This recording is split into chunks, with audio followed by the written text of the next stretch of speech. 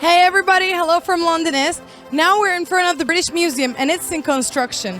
And today we're going to talk about British Museum.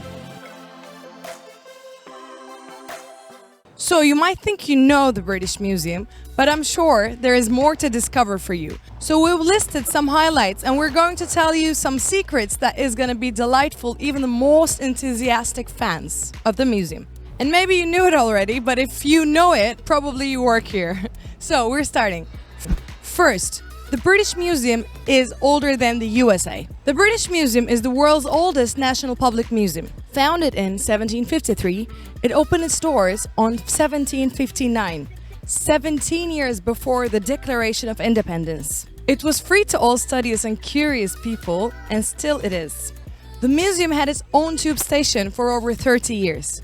So mind the gap. That's the gap between when British Museum has its own tube station and now. The photos above show the entrance of the museum underground in 1921. Some gentlemen waiting on the platform in 1903 with some fabulous hats. And its construction in 1898. The station opened in 1900 but was closed in September 1933 when the Holborn station was opened 100 yards away.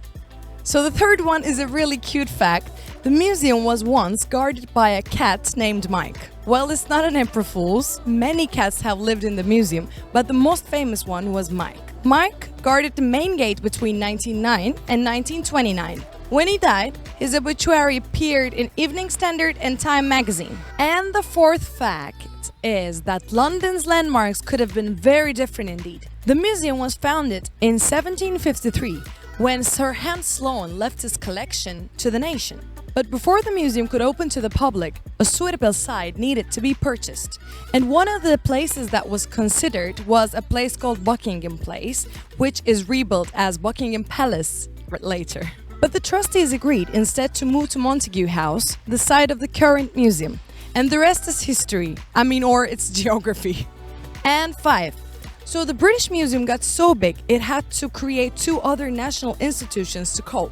Sir Hans Sloane collected a vast number of natural history specimens, and they were the part of the museum's collection for over 100 years. In 1880s, it was agreed that these collections should move to a new site in South Kensington. London's Natural History Museum was still known as the British Museum until 1992, despite being legally separated since 1963. Similarly, the founding collection contained a huge number of books. The collection continued to grow and grow until the British Library became a separate institution in 1973.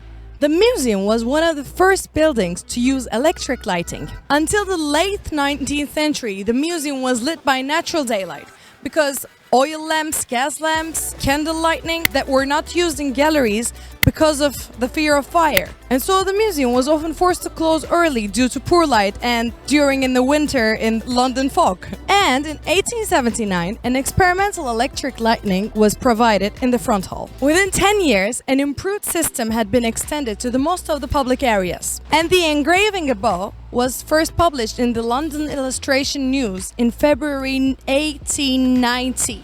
So the 7th fact, the museum's collection was evacuated in the Second World War. In 23rd of August 1939, the Home Office gave the orders to begin the evacuation. The heavy sculptures that could not make the journey were housed in Aldwych Tube Channel. You can find more about the evacuation in this podcast episodes.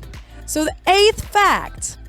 The museum is the largest indoor space in the Google Street View. In November 2015, the museum broke a modern record. 9th. The railings actually aren't black. They are... Do you have any guess? They're actually painted a color called invisible green that's actually used throughout London in many railings of history. And the last, but not the least, Banksy had an unofficial exhibition in the British Museum in 2005. The world-famous street artist Banksy snuck a octopusing a caveman with a shopping trolley into the British Museum. It stayed there for 2 days until anyone noticed. He even added his own sign, and nobody's sure where it is right now. So, it really fed me to know about British Museum so much, and I hope you have learned new things for yourself as well. So the British Museum, there are so many more things to discover, and I hope you'll visit it once it's opened. I'll see you in the next video of Londonist. Take care of yourself, guys.